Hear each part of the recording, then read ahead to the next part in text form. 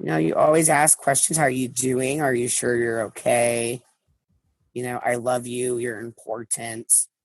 Things people need to hear really help and could avoid a lot of really bad issues.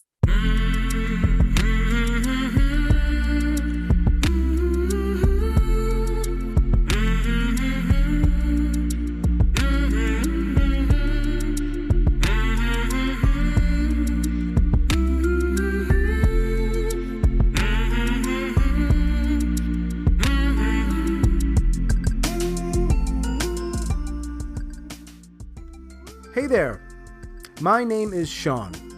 On this podcast, Suicide Noted, I talk with suicide attempt survivors so that we can hear their stories. Every year around the world, millions of people try to end their lives, and we almost never talk about it. And when we do, we're not very good at it, and that includes me. So one of my goals with this podcast is to have conversations with suicide attempt survivors and hopefully better conversations. We are talking about suicide. This may not be a good fit for everyone, so please take that into account before you listen. I do hope you listen because there's a lot to learn. Today I am talking with Jordan. Jordan lives in Oregon, and he is a suicide attempt survivor. Thanks for joining me. I appreciate it. Yeah. Maybe we can start with when you started to think about suicide. I started to think about suicide, I think, in the 6th grade. I was living in a small town at the time. The school only had 300 students, and I'm very obviously gay. And was then very much so because I was blaring out of the closet at that age. And I was teased. I was chased by cars. My house got egged multiple times. I was egged personally. My mother was egged. People were calling me faggot nonstop all day long at school. Even two of the teachers said it to me themselves. And one of the teachers that I thought was on my side said she would pull her children away from me if she saw me in a mall. Was just so mean to me. Yeah. Because at the time, I didn't have any nieces or nephews. I have all nieces, no boys. Oh yeah, I didn't have any nieces and nephews at the time, so I'd never gotten any experience around young children. Mm-hmm.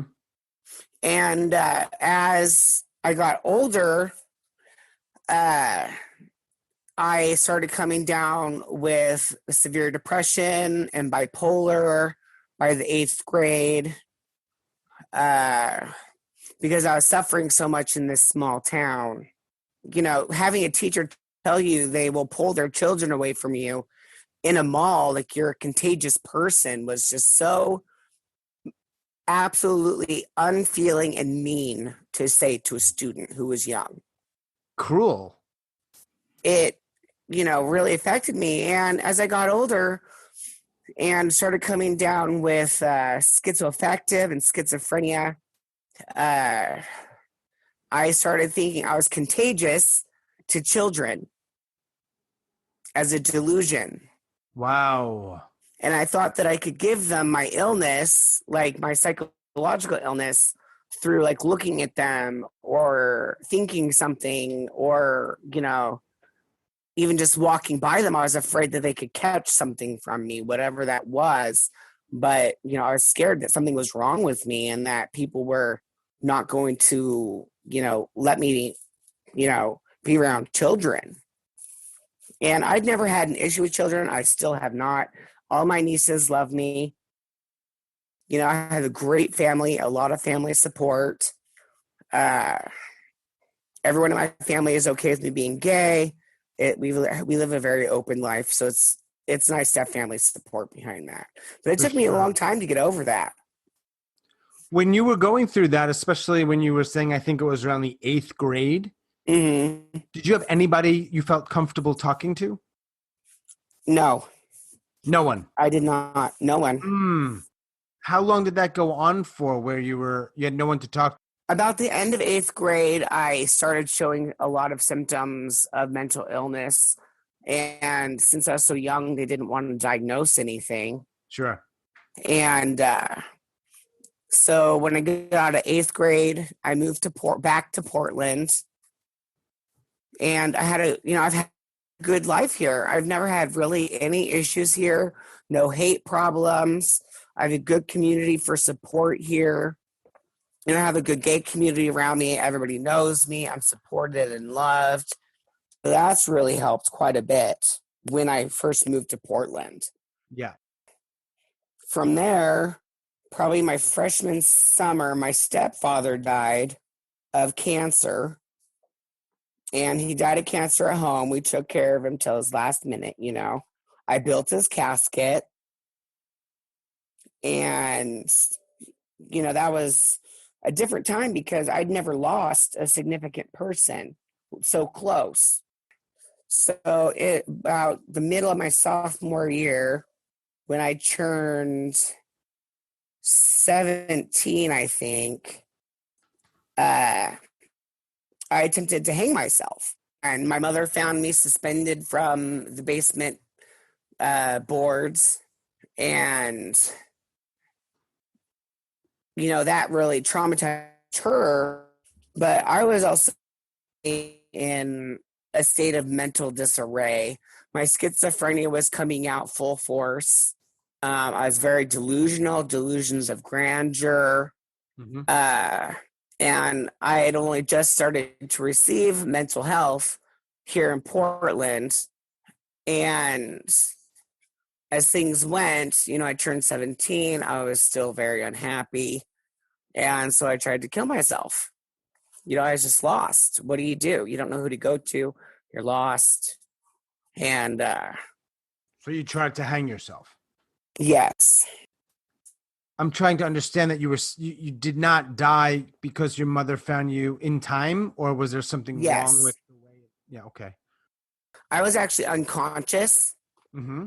When she found me, and I was basically suffocating slowly because I couldn't get the noose tight enough to break my neck, is what they said.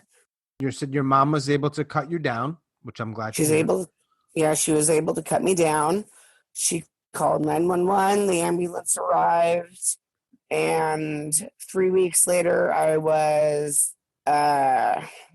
forcefully made to go into a mental institution for 6 months. Okay. And after that 6 months, apparently the doctors there didn't think I was showing enough progress to be released. So they held me for another 6 months. And that was, I think, the hardest experience I think I've ever gone through, is living inside of a mental institution. For a year? Yeah. That's a hell of a way to spend a year of your, childhood or teenage years. And it's one of the most degrading. You don't feel human. There's no humanity. And that was I think the hardest thing to go through. It's a reflection in part on some mental health care facilities, for sure. Yes. In that you would feel that way. Yeah, it was a horrible experience. Yeah, nurses were mean. They would force you to take your medication brutally if you didn't take it. There was a lot of bad things that happened because of their care and how unfeeling they were. They're there to help you, and they don't. They just see it make you ill. That's all they're there to see, is you being sick so you don't hurt yourself. And it's very, dehumanizing and demoralizing almost to be in that situation because you can't fight back. Right. So that was a very hard experience to go through, especially after just attempting to hang myself. And was there any good that came from that? Yeah. I didn't really learn. I was forced to know that medication, if you want it to help you and you find the right medications, then you can, get help and you can get therapy, and there are ways around and ways out of that suicidal part of your life and be able to go back to living how you should. Mm-hmm. And it took a lot of work. I struggled with medication. I mean, since I've been in therapy since I was so young, I kind of learned that if it's the right doctor, they're there to help you. And so you should take advantage of that. So for years, I went weekly to therapy with a psychologist, and I've been on the medication I'm in now for like 2 or 3 years. Okay. And it works very well. It's a great combination. I don't have any symptoms really, but yeah. What is it like to want to die or not want to live and then wake up? Oh, geez. Well, you wake up confused as to why you survived. You're like, why did you cut me down? There's fighting. Why did you save me? I was so close. And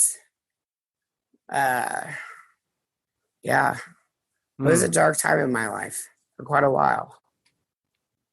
I would imagine, yeah. And in the 20 years or so since then, have you tried again? No. So it sounds like you found some things in your life that are helpful and are working. Yeah, I have good family support. I have a partner that I'm married to, and he has helped me quite a bit. He's a good man. So that's helped quite a bit, to have a steady family and a steady partner. Yeah. And when you think about people in your life, you had alluded to this a little bit when you were a kid, but a broader question of what does not help people who are in that kind of pain? Force, because you're not going to make someone better. They're going to make themselves better. Mm-hmm. You have to choose to be healthy and proactive for your mental health by all means, because you can slip in to those dark places. And so, you just practice your skills of, like making sure you've taken your medication, watching for side effects or a rise in any mental health issue from depression to, from me, having delusions of grandeur and not having them any longer because of medication. At first you don't want to take the meds. You're like, no, they're not doing anything. I don't need help. And once you finally cave in and go, okay, I'll try.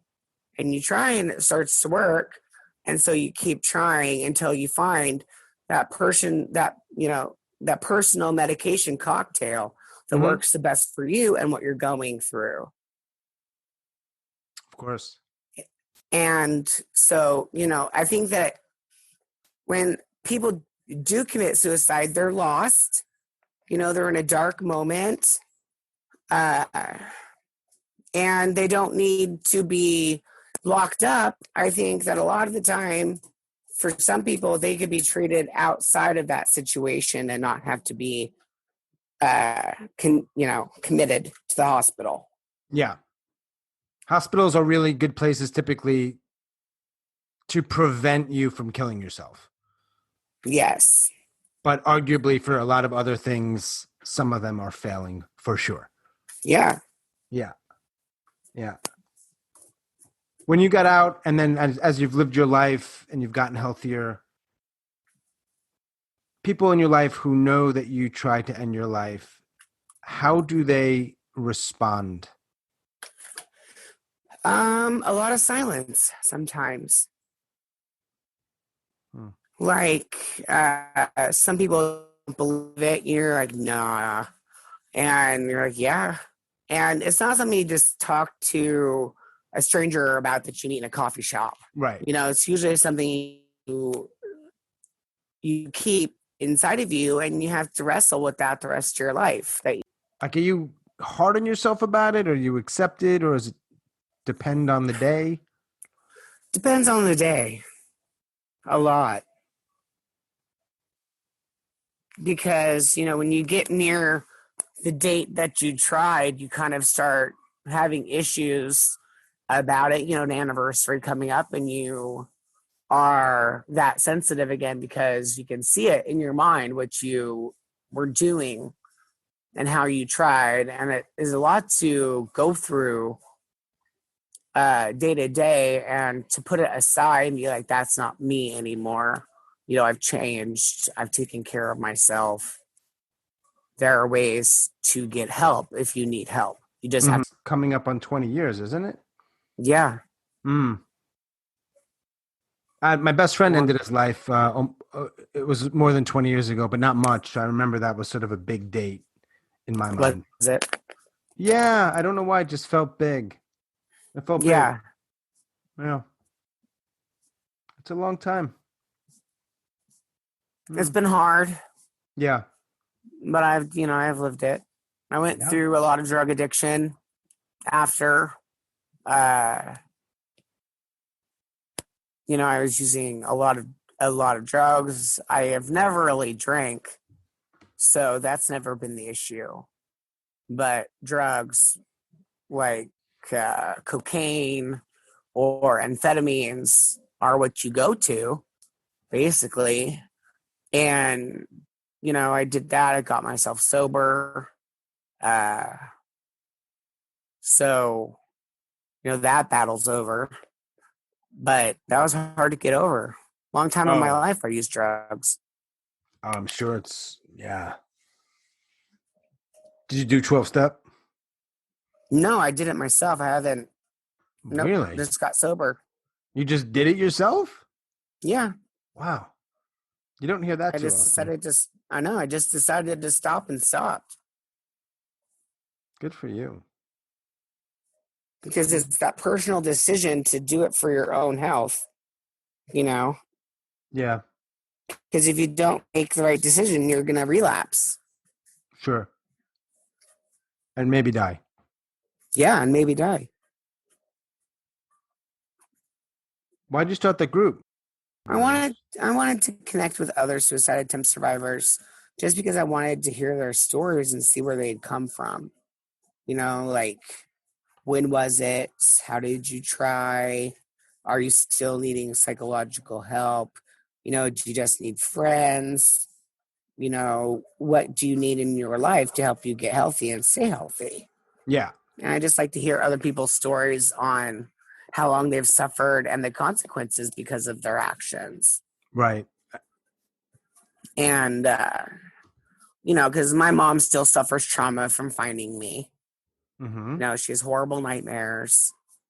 I think that was probably one of the devastating things a mother could go through, besides losing their child completely, would be to finding them almost dead, hanging from a flooring board in the basement. Of course. Of course. And she's healthy. She had a heart attack a couple years ago, but she's doing great. I haven't seen her in 4 years because she lives on the East Coast, but hopefully I'll see her soon once all this pandemic crap is over. Right? Yeah.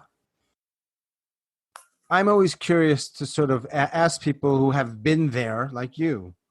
Mm-hmm. What are people not understanding? And maybe they can never understand unless they go through it. I don't think anyone can understand it unless if they've been through it with a loved one or are the person who tried. Mm-hmm. And, there's a lot of myths that people with mental illness are dirty or use drugs. Not all of us do. A lot of us are proactive about our health and are trying. It just depends on how far in we were before we got the help and trying to heal the mental illness that is with you for the rest of your life. And having to adjust to that day to day and mood swings and you know, tiredness, headaches. Sure. There's a lot of different things that people suffer after they've tried. And it's, it makes sense because if you are mentally ill, you're going to try to reach out and find help. And a lot of the time, people are on the street when they're doing that. They don't have a place to sleep or they're sleeping in a shelter. Right. And they're not able to get the help they want or need because they say they don't need the help. And then that leads to, self-inflicted wounds, overdoses, things like that, because they're going to go off of it and think, oh, I can do this, and then have to go on, and then they do as much as they were doing and die. There's so many things that are happening that compound it when you are homeless and all these other factors, right? That just makes it so. You don't know who you can trust with that information and who you believe is going to help you or not. My care team is extremely good. I've had all my carers now for several years. My doctor I've been with since I was 18. Great. And he's a great doctor. If you're in healthcare and you're going to a mental health clinic to receive help, a lot of the times the social workers are absolutely incredible people. Absolutely incredible people. They, they want to help. They're there. You can call them. They'll call you back. You can set up meetings to go meet with them and talk in person. Like I have a doctor appointment with my doctor tomorrow over the phone, of course, but, there are ways to get help, and you just have to finally say, okay, I need help. People are willing to help you when you ask. Yeah. But if you say nothing, they don't know. Can't read your mind. Yeah. But I get why people sometimes don't ask. I mean, I do too. It's trust. When mental health is so important and yet you haven't received care, I really think it's because people think other people can't help. They're like, oh, it's only my problem. No one else is going through this. And there are people going through it, and you just need to reach out and, create an atmosphere of caring. So, I have a team that works for me of 10, but I see one of them or call one of them anytime I want. I love her to death. She's awesome. She reminds me of my family. Wow. She's kind of like a sister in a way because she's younger like me. And, so that's good because you have a peer. Yeah. That you're working with. And the same doctor this long, he's really seen everything I've gone through. Sure. And right. he has saved my life several times by just listening and helping. So if there are people that are listening that are suicidal, contemplating, ideating, what would you say to people who are listening and who are not sure that they want to live? I say, get help. You just have to reach out. Even if you don't trust anybody, someone will come through for you in those moments. There will be a person there that will help carry you through. And if you don't think there is, well, find someone to help with that issue. There's a lot of great doctors out there, a lot of great social workers. They're not there to hurt, they're there to help. And people don't understand the kind of help they can get in a situation like that because they've never had to reach out for psychological issues. A lot of people that are going through mental illness don't even realize they're mentally ill.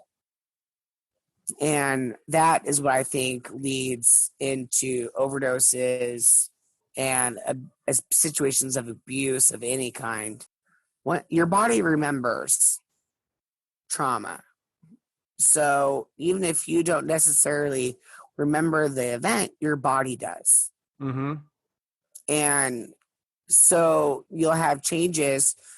Every day is a different day. Some days you wake up okay, and some days you wake up and don't want to get out of bed. Right. I think that's the same for everybody. But it's the reaching out part that people need to understand, is that if you reach out, people will help you. There are people out there that are probably like you when you were 17 and they just don't feel that way. Hmm. Right.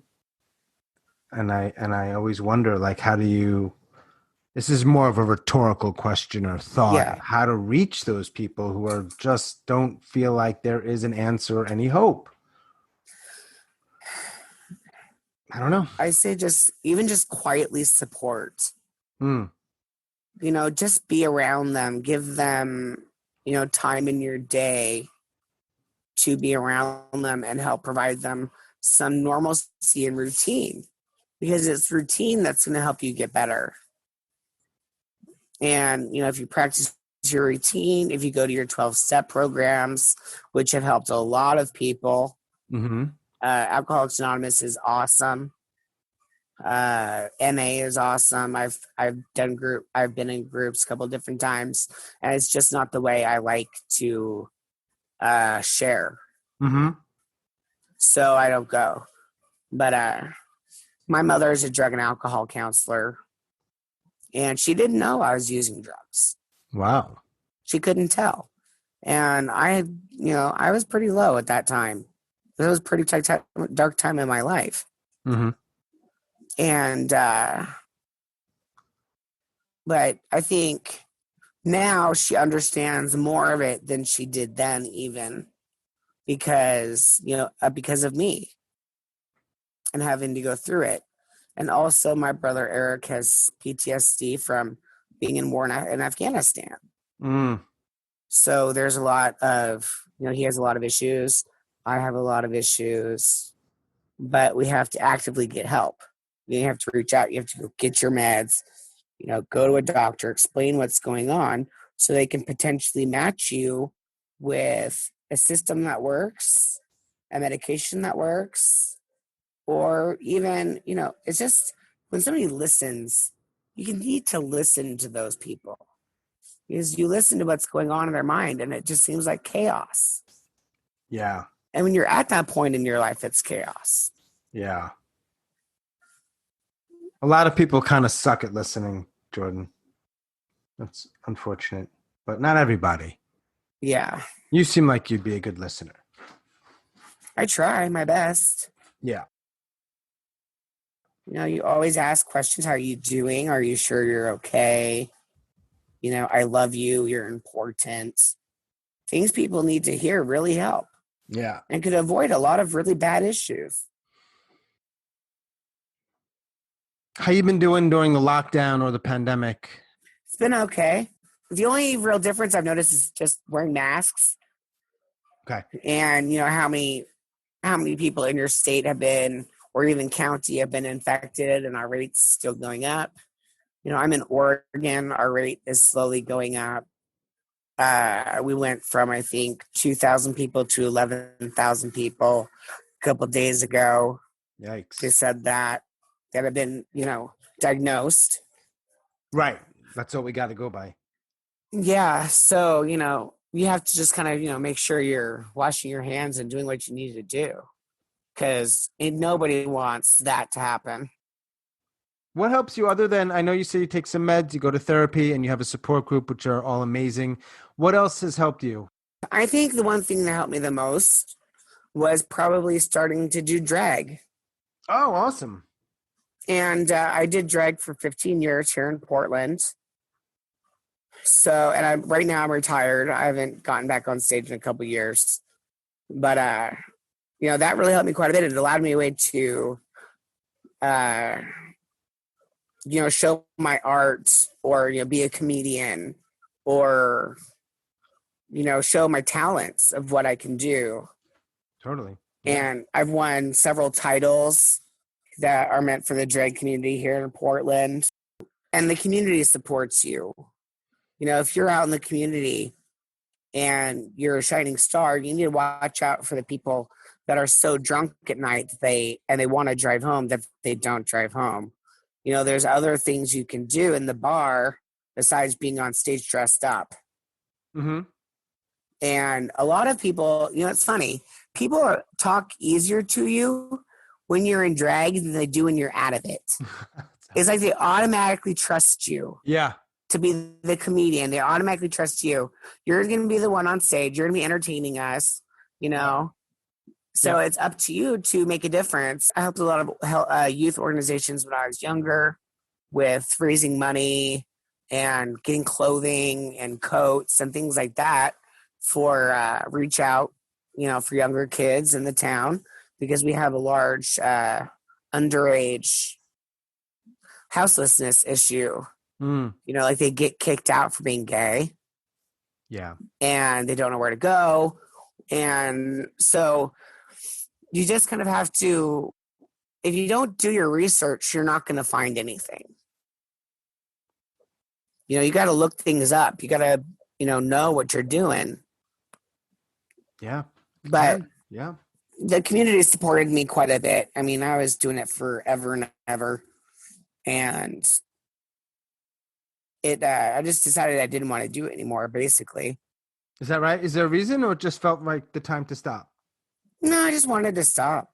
I just wanted to stop. I was tired of it. And there's a lot of competition. Yeah. That is kind of pointless that you have to go through. And you got to rise up to be the best, you know, and hit your peak. And I started slowing down, I think, right after I peaked.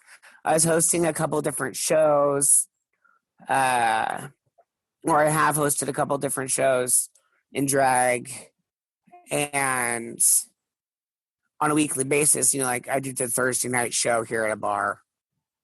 And, you know, that was a great experience working with a microphone and being able to talk to your audience, not just lip sync to them. Yeah. You know, and, but yeah, I think it's just artistic. It's a way to express yourself artistically. If you left or took a break just after you were on top, that's like the perfect time to leave. That's when I left. Yeah. I tried my best. I'm doing okay now. I've done it enough. Yeah, cool. Appreciate this. I appreciate you sharing what you're sharing about your life and some of the other experiences you've had. Yeah. What's the name of the Facebook group? Okay. Suicide Attempt Survivors Life Group. Cool. Thanks, Jordan. Yep. See you later. All right. Have a good day. Yeah. Bye. Bye-bye.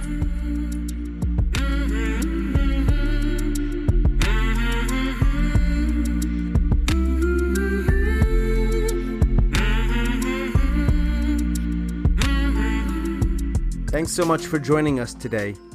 If you like this podcast, I encourage you to subscribe and leave a review, because that will also help other people find the podcast and hear these stories. If you or someone you know would like to join us and share your story, you can reach us at hello@suicidenoted.com. Thanks again. Talk to you soon and stay strong.